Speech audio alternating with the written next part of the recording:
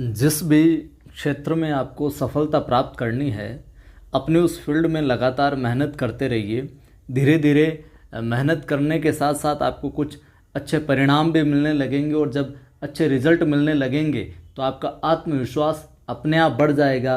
और जब आत्मविश्वास बढ़ जाएगा तो अपने फील्ड के अंदर आप और दुगुनी तेज़ी के साथ में है जो काम कर पाएंगे, और उस मुकाम को हासिल कर लेंगे जिसकी आपने कल्पना की है, जहाँ तक आप पहुँचना चाहते हैं। नमस्कार, जय हिंद। मैं हूं आपका दोस्त कवि आदि गणेश, हिंदी साहित्य इतिहास प्रश्नोत्तरी व्याख्यात्मक रूप से पिछली विभिन्न परीक्षाओं में आए हुए सवाल भी शामिल कर रहा हूं। कुछ नए सवाल भी यहां पर देखने को मिलेंगे। टेस्ट सीरीज संख्या 30 है। इससे पहले की नहीं देखी तो हिंदी साहित्य इतिहास प्रश्नोत्तरी करके प्लेलिस्ट है, उसमें सारी मिल जाएगी आपको। टेलीग्राम चैनल ज्वाइन कर लो। कवि आदि गणेश हिंदी नाम से टेलीग्राम चैनल है अपना, जिस पर 7,700 से अधिक लोग जुड़े हुए हैं। यहाँ पर भी मैं सवाल सूचना वगैरह डालता रहता हूँ। वीडियो को लाइक किया करें आप हमेशा, क्योंकि निःशुल्क रूप से यहाँ पर ग्रेड फर्स्ट और सेकंड की तैयारी करवाई जा रही है आपको। तो लाइक किया करें आप, शेयर किया करें सभी दोस्तों को, ताकि वो भी जुड़कर लाभ ले सके। और पहली बार आप देख रहे हो ये वीडियो मेरे चैनल पर, तो चैनल को सब्सक्राइब करो, घंटी वाले निशान पर क्लिक करो और ऑल पर क्लिक करो, ताकि हर वीडियो की सूचना आपको मिलती रहे। पहला सवाल देखिए, मोको कहाँ ढूंढे बंदे मैं तो तेरे पास में। ये पंक्ति किसकी है? कबीर साहब की, बहुत बार आया हुआ सवाल ये। सूरदास साहब की, रैदास की, या फिर मलुकदास साहब की। मोको कहाँ ढूंढे बंदे मैं तो तेरे पास में, या मैं तो तेरे पास रे। तो किसकी है? उत्तर हो जाएगा यहाँ पर कबीरदास साहब। मोको कहाँ ढूंढे बंदे मैं तो तेरे पास में, किसकी पंक्ति है? कबीर साहब की पंक्ति है। इसके अतिरिक्त कुछ अन्य जो कवि हैं, अन्य कवियों की प्रमुख पंक्तियां भी आप देख लीजिए। इनसे संबंधित भी कई बार है जो सवाल पूछा जाता है। देखिए, पहले यहाँ पर आती है, ऐसी मेरी जाति विख्यात चमार, रैदास की, कि ऐसी मेरी जाति विख्यात चमार। ये कौन कहते हैं? रैदास साहब। ये रैदास साहब की पंक्ति है। वहीं गुरु प्रसाद होत ये है दर्शन 67 बरस प्रवीण। गुरु प्रसाद होती ये दर्शन 67 बरस प्रवीण। ये किसकी है? सूरदास साहब की। वहीं बात करें हम तो मलुका कही गए सबको दाता राम। मलुका कही गए सबको दाता राम। ये तो मलुकदास साहब के मलुका से आपको ज्ञात है जो हो जाएगा। और पीपर पात सरिस मंडोला, तुलसी साहब की। कई बार पूछी गई है ये पीपर पात सरिस मंडोला, कई बार पूछी गई, ध्यान में रखिएगा आप इस बात को। पानी गए न उबरे मोती मानस चून, रहीम साहब की है। ये भी कई बार पूछी गई है, पानी गए न उबरे मोती मानस चून। और मेरी बहुबादा हरो राधा नागरी सोई, बिहारी साहब की। ये भी पंक्तियां कई बार पूछी गई है। तो ये प्रमुख अपने रैदास साहब की है, सूरदास, मलुकदास, तुलसी, रहीम, बिहारी, इनके जो पंक्तियां हैं, जो भी इन्होंने पद वगैरह, दोहे वगैरह, साखियाँ वगैरह जो भी रची है, महत्वपूर्ण उनमें ये शामिल है। ज़रूर ध्यान में रखिएगा। अगला सवाल है, नामदेव का संबंध किस प्रदेश से है? मध्य प्रदेश से, महाराष्ट्र, राजस्थान, या फिर गुजरात। नामदेव साहब का संबंध किस प्रदेश से? ये सवाल भी बहुत बार पूछा जाता है। तो उत्तर हो जाएगा महाराष्ट्र। नामदेव साहब का संबंध किस राज्य से है? महाराष्ट्र राज्य से है साहब। ठीक है, इनके विषय में प्रमुख बातें जान लीजिए। इन्हें हिंदी में भक्ति साहित्य परंपरा का प्रवर्तक माना जाता है। हिंदी में भक्ति साहित्य परंपरा का प्रवर्तक माना जाता है। वहीं हम बात करें, ये पेशे से क्या थे? दर्जी थे। इनके गुरु विशोबा खेचर थे। और इनके संबंध में, इस संबंध में इन्होंने लिखा क्या?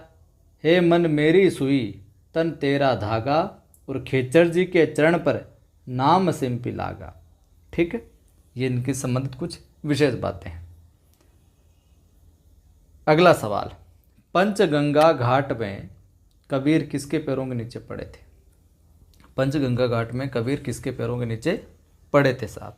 शंकराचार्य, रामानंद, वल्लभाचार्य, मध्वाचार्य। इनसे संबंधित जो ये पैरों में गिरने वाली स्टोरी भी है, एक बार मैंने पहले भी सुनाई थी आपको।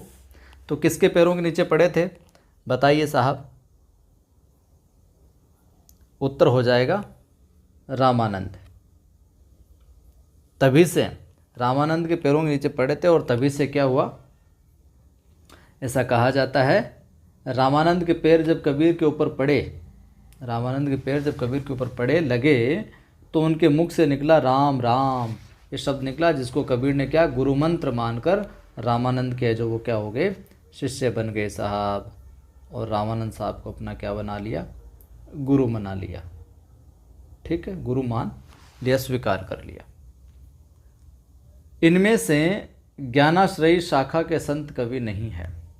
मलुकदास कौन है जो ज्ञानाश्रयी शाखा का संत कवि नहीं है? मलुकदास, रैदास, धर्मदास या फिर परमानंद दास? बताइए। तो उत्तर क्या हो जाएगा? उत्तर हो जाएगा अपने परमानंद दास साहब, क्योंकि परमानंद दास साहब संत कवि नहीं है, यह है कृष्ण भक्ति। कृष्ण भक्ति जो शाखा है, कृष्ण भक्ति जो काव्य धारा है, उसके अष्टचाप कवियों में थे ये। ठीक है, जबकि अपने मलुकदास, धर्मदास और ये रैदास ये ज्ञानाश्रयी शाखा के संत कवि हैं। और प्रतिनिधि ज्ञानाश्रयी शाखा का कौन है? कबीर साहब है ही। ठीक है, आगे देखिए, ये मैंने चीज़ें आपको बताई थी। संत कवि नहीं परमानंद दास साहब, बल्कि कृष्ण भक्ति काव्य धारा के अष्टचाप कवि हैं। ठीक है, और मलुकदास, धर्मदास, रैदास ज्ञानाश्रयी शाखा के संत कवि हैं, और ज्ञानाश्रयी शाखा के प्रतिनिधि कवि के रूप में कौन है? कबीर साहब है। चलिए, अगला सवाल है, भाषा बहुत परिष्कृत, भाषा बहुत परिष्कृत और परिमार्जित न होने पर भी कबीर की उक्तियों में कहीं कहीं विलक्षण प्रभाव और चमत्कार है। प्रतिभा उनमें प्रखर थी, इसमें संदेह नहीं। पंक्तियों के लेखक कौन है साहब? बताइए। तो डॉक्टर नगेंद्र है, आचार्य रामचंद्र शुक्ल है, राममूर्ति त्रिपाठी है, या फिर आचार्य हजारी प्रसाद द्विवेदी? कौन है बताइए। तो ये कथन जो है, यह है साहब अपने किसका? शुक्ल साहब का, शुक्ल साहब का। रामचंद्र शुक्ल साहब है, ये कहते हैं कि भाषा बहुत परिष्कृत और परिमार्जित नहीं होने पर भी कबीर की जो उक्तियां हैं उनमें कहीं कहीं विलक्षण प्रभाव और चमत्कार देखने को मिलता है। प्रतिभा तो उनमें प्रकट थी, इसमें कोई संदेह नहीं है। अगला सवाल देखिए, कबीर के बीजक पर, कबीर साहब का जो बीजक है, इस पर रची गई तिरजा नाम की टीका के रचनाकार कौन है? पूरनदास, जगजीवन दास, भगवान दास या फिर पलटू साहब? तो कौन है? तो इसके हैं अपने कबीर की जो बीजक पर रची गई तिरजा टीका है, इसके रचनाकार हैं पूरनदास साहब। कौन है? पूरनदास साहब। ए विकल्प यहाँ पर क्या हो जाएगा? सही हो जाएगा, बाकी सारे के सारे असंगत है। ठीक है, तो ये थे कुछ महत्वपूर्ण सवाल जो बार बार परीक्षा में पूछे जाते रहे हैं। वीडियो को लाइक कर दीजिए अच्छा लगा है तो, और लगा ही होगा अच्छा, शेयर कर दीजिए सभी दोस्तों को ताकि वो भी जुड़कर मदद ले सके। और पहली बार देख रहे हो चैनल को सब्सक्राइब कर बेल आइकन क्लिक करो ताकि हर वीडियो की सूचना मिलती रहे। टेलीग्राम चैनल का लिंक डिस्क्रिप्शन में मिल जाएगा, कवि आदि गणेश हिंदी नाम से, जिस पर 7700 लोग जुड़े हुए हैं। वहाँ पर भी सवाल वगैरह सूचना वगैरह डालता रहता हूँ। पढ़ाई को लेकर अगर आप डिमोटिव रहते हो तो मेरा दूसरा यूट्यूब चैनल है एक, जिस पर मैं मोटिवेशनल वीडियो डालता हूँ, आदि की आवाज़ नाम से है। उस पर खूब सारे मोटिवेशनल वीडियो डाले गए पढ़ाई से संबंधित, किस प्रकार से हम खुद को मोटिवेट रखें, किस प्रकार से टाइम टेबल बना के चलें, किस प्रकार से हम खुद को एक बिल्कुल सकारात्मक ऊर्जा अपने अंदर बनी रहे निरंतर।